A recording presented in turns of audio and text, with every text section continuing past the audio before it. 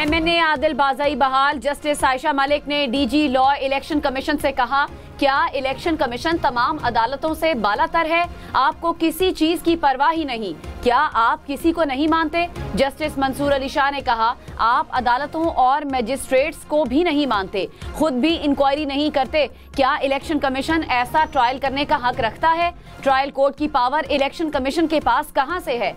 Election commission ने तो bulldozer लगाया हुआ है। एक हलके के आवाम को डिसफ्रेंचाइज करने का पैमाना तो सख्त होना चाहिए।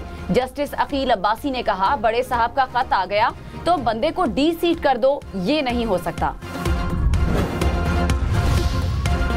तोशाखाना 2 केस में FIA बुशरा बीबी की जमानत मनसूख कराने में नाकाम। इस्लामाबाद हाई कोर्ट में FIA की बुशरा बीबी की जमानत मनसूखी की दरख्वास्त पर समाअत।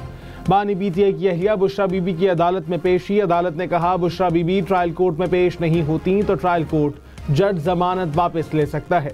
यह हाई कोर्ट की तौहीन अदालत नहीं है। ट्रायल कोर्ट जज के पास इख्तियार है। अदालत ने तोशाखाना 2 केस में बानी PTI की अहलिया बुशरा बीबी की जमानत मनसूखी की दरख्वास्त निपटा दी।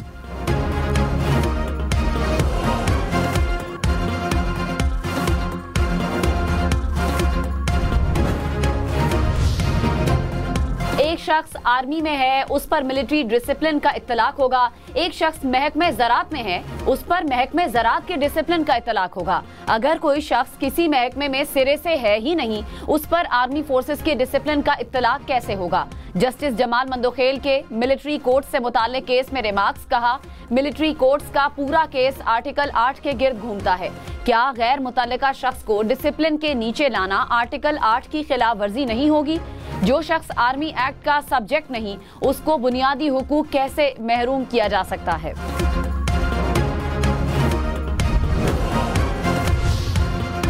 हुकूमत और PTI राबते मुज़ाकिरात से इनकार। वज़ीर आज़म शहबाज शरीफ और PTI रहनुमा स्पीकर कौमी असम्बली अयाज सादिक के घर पहुँचे। हमशीरा के इंतकाल पर ताज़ियत और फातिहा खानी की। गैर रस्मी गुफ्तगू में सियासी माहौल से जारहानापन ख़त्म करने पर बात हुई।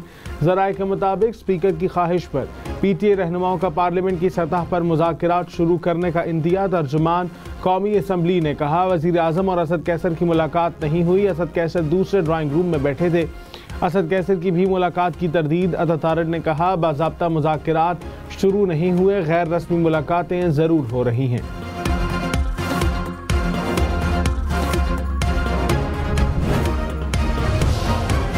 वज़ीर दिफा ख्वाजा आसिफ ने कहा, मुज़ाकरात अच्छी बात है, मगर बानी PTI की गारंटी कौन देगा?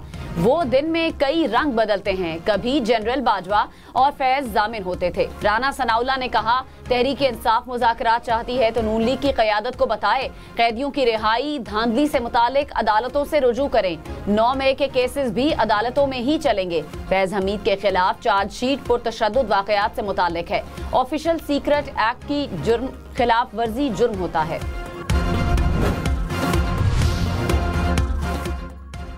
नवाज जरदारी के खिलाफ तोशाखाना गाड़ियों का रेफरेंस स्पेशल जज सेंट्रल को भेजने का फैसला। एहतजाब अदालत नंबर 3 की जज आबिदा सजाद ने महफूज शुदा फैसला सुनाया। नैब की जानिब से केस FIA अदालत में भेजने की इस्तदा की गई थी।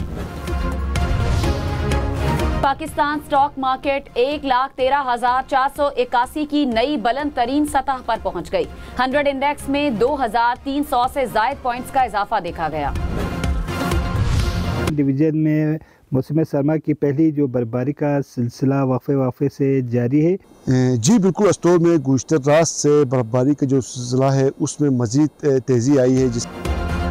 मुल्क के शिमाली और बालाई इलाके बर्फबारी की लपेट में। शिगर और इस्तोर समेत गिलगित बल्तिस्तान के बेशतर इलाकों में बर्फबारी। बुलंदो बाला पहाड़ और गली कूचों ने सफ़ेद चादर ओढ़ ली। मकानात, गाड़ियां और दरख्त बर्फ से ढक गए। वादी लीपा में भी बर्फबारी का सिलसिला जारी। हर तरफ सफेदी बिछने से नज़ारे दिलकश हो गए। महकमे मौसमियात की मजीद बर्फबारी की पेशगोई।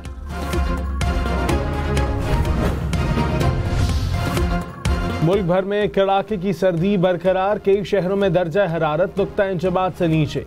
लह में दर्जा हरारत -10 तक गिर गया। स्कर्दू और इस्तोर में -6 और गिलगित और हुंजा में -4 डिग्री सेंटीग्रेड। बलोचिस्तान में किलात का दर्जा हरारत -6 और कोयटा का -3 डिग्री रिकॉर्ड किया गया।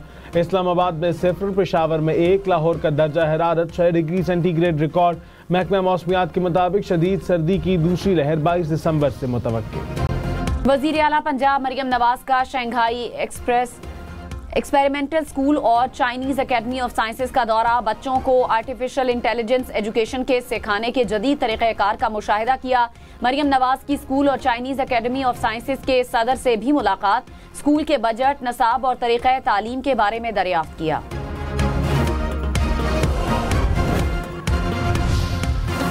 सदर मुमलिकत आसिफ अली जरदारी से चीन के कारोबारी वफ़द की मुलाकात, सदर मुमलिकत का पाकिस्तानी मईशत के मुख्तलिफ शोबों में चीनी सरमायाकारी बढ़ाने पर जोर।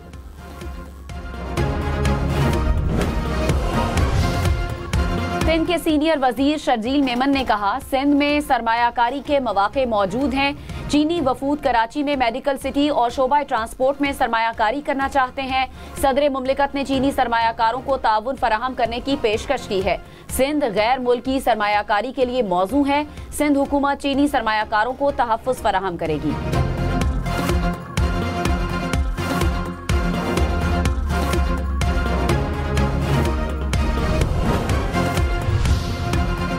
सैलाब के बाइस पाकिस्तान का 1/3 हिस्सा डूब गया, 3 करोड़ 30 लाख अफराद मुतासिर हुए। तामीर नौ के अखराजात का तखमीना $16 अरब से तजावज़ कर गया। अटॉर्नी जनरल के आलमी अदालत इंसाफ में मौसमियाती तब्दीली से मुतालिक केस में दलाइल कहा, पाकिस्तान का आलमी सतह पर ग्रीन हाउस गैसेस के अखराज में हिस्सा 1% से भी कम है। पाकिस्तान दीगर ममालिक के मुकाबले में 15 गुना ज़्यादा नुकसान का सामना कर रहा है। हम मौसमियाती तब्दीली के असरात को महसूस करने वाली पहली नस्ल हैं।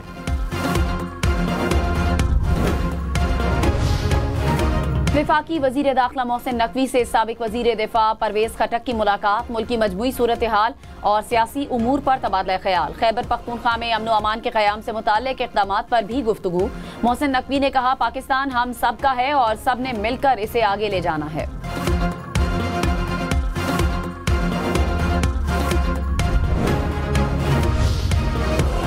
TDA को तमाम पेट्रोल पंप्स पर चार्जिंग स्टेशंस नस्ब करने की हिदायत। वफाकी वजीर राना तनवीर की ज़ेर सदारत इलेक्ट्रिक व्हीकल्स पॉलिसी से मुतालिक इजलास। फेडरल बोर्ड के टॉप 120 तलबा को मुफ्त इलेक्ट्रिक बाइक्स देने का भी फैसला। 39,000 इलेक्ट्रिक बाइक्स और 1,900 रिक्शे भी रियायती कर्ज पर देने का फैसला किया गया।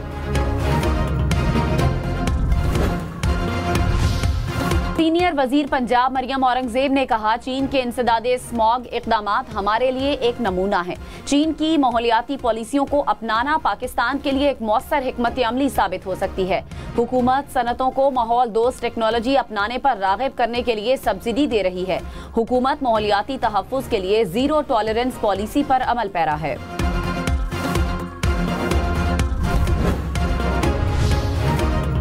शाम में फंसे पाकिस्तानी आज लबनान से वतन वापस पहुंचेंगे। वज़ीर आज़म शहबाज शरीफ को ब्रीफिंग। शाम से पाकिस्तानियों के इनखला के हवाले से इजलास। वज़ीर आज़म ने वफाकी वज़ीर एहसन इकबाल को इस्तकबाल की जिम्मेदारी सौंप दी। अफगान दारुल हुकूमत काबुल में धमाका, अफगान वजीर महाजरीन खलीलुर रहमान हक्कानी समेत 6 अफराद जाँ बहक, मुतादिद अफराद जख्मी हुए। खलीलुर रहमान हक्कानी नेटवर्क के सीनियर रहनुमा थे। नायब वजीर आज़म इसहाक डार की धमाके की मजम्मत, कहा अफगान अबूरी हुकूमत के साथ राब्ते में हैं।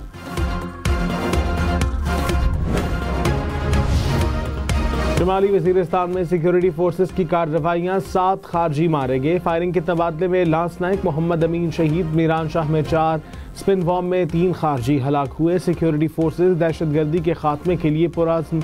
वज़ीर आज़म शहबाज शरीफ का शुमाली वजीरिस्तान में कामयाब ऑपरेशन पर फोर्सेस को खिराज तहसीन, कहा हर किस्म की दहशतगर्दी को जड़ से उखाड़ फेंकेंगे।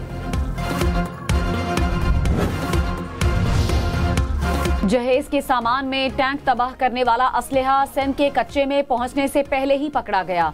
घोटकी पुलिस ने कार्रवाई करके खातून समेत 3 मुल्जिमान को भी गिरफ्तार कर लिया। जंगी असलहा अफगानिस्तान से खैबर पख्तूनख्वा और फिर पंजाब के रास्ते कच्चे के इलाके में मुंतकिल किया जा रहा था।